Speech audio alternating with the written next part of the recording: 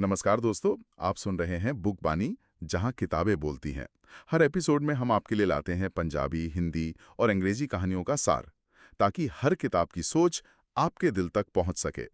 तो चलिए शुरू करते हैं एक नए सफर की किताबों की दुनिया में। तो आज हम एक एक बहुत ही दिलचस्प और कह सकते हैं कि एक ऐसे विषय पर बात करने वाले हैं जिसे अक्सर गलत समझा जाता है, अकेलापन। हमारे पास रेणुका गवरानी की किताब the art of being alone के कुछ अंश हैं जो इस विचार को पूरी तरह से बदल देते हैं। जी, बिल्कुल। और ये किताब अकेलेपन को कोई मजबूरी या कोई कमी नहीं मानती।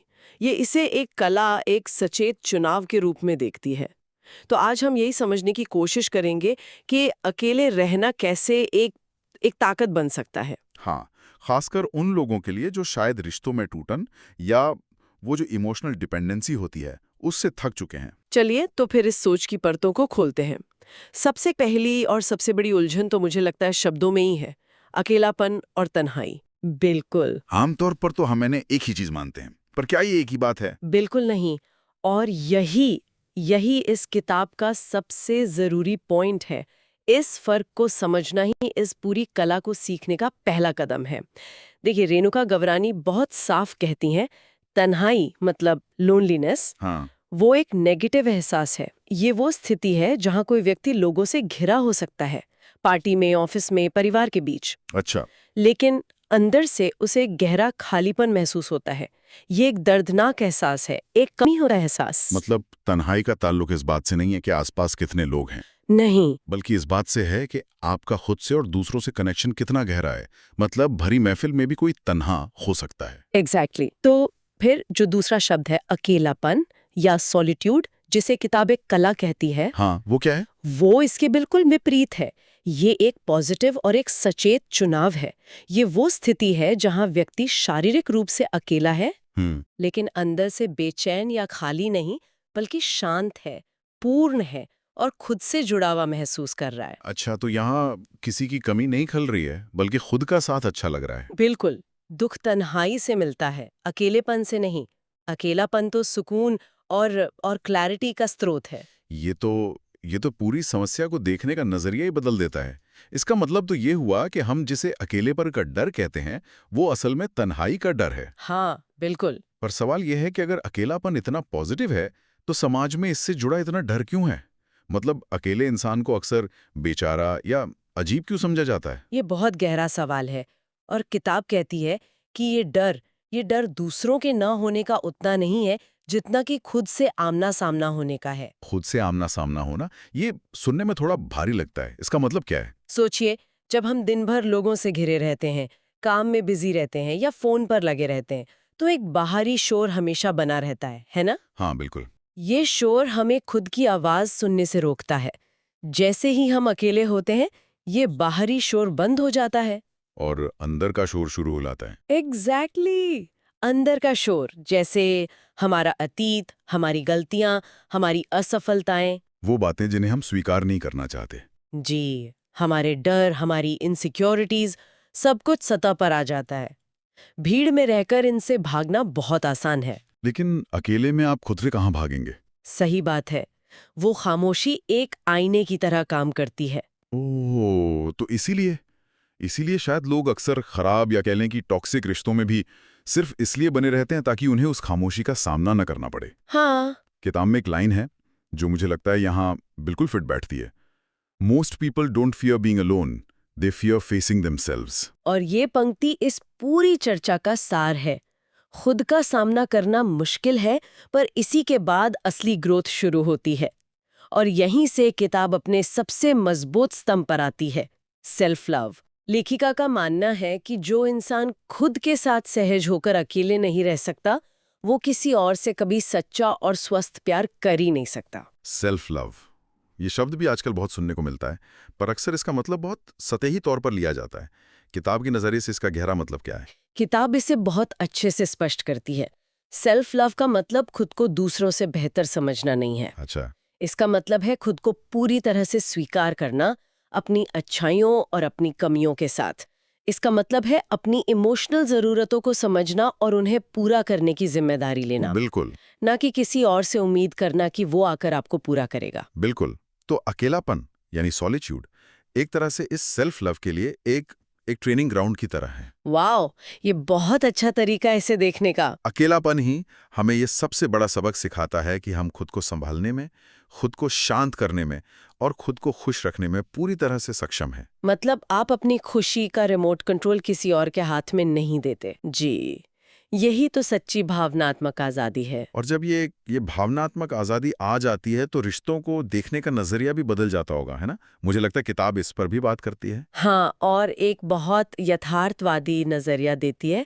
लेखिका कहती हैं कि दुनिया में ज्यादातर रिश्ते प्यार की बुनियाद पर नहीं, बल्कि डर की बुनियाद पर बनते हैं। डर। किस तरह का डर? अकेले रह जाने का डर, समाज क्या कहेगा इसका डर, एक उम्र के बाद अकेले रह गए तो लोग क्या सोचेंगे। या ये डर कि शायद इससे बेहतर कोई और नहीं मिलेगा। हाँ, और जब रिश्ते इस तरह के डर या मजबूरी से बनते हैं तो वो अक्सर घुटन भरे और इमोशनली ड्रेनिंग हो जाते हैं। उनमें व्यक्ति धीरे धीरे अपनी पहचान खो देता है। ये सुनकर तो लगता है कि लोग एक दुष्चक्र में फंसे हैं, डर की वजह से रिश्ते में जाते हैं और वो रिश्ता ही और ज्यादा अकेलापन पैदा कर देता है। सही कहा। और इस चक्र को तोड़ने का रास्ता वही है, अकेले रहने की कला सीखना। जब कोई अकेले में खुश रहना सीख लेता है, तब वो रिश्तों में एक जरूरत की वजह से नहीं, बल्कि एक चुनाव के तौर पर जाता है। वो किसी पर डिपेंडेंट नहीं होता। ये बहुत बड़ा फर्क है जरूरत और चुनाव का। एक रिश्ता जो खालीपन भरने के लिए हो और एक जो अपने पूरेपन को बांटने के लिए हो। बिल्कुल। किताब की एक पंक्ति है जो इस दर्द को बहुत अच्छे से पकड़ती है।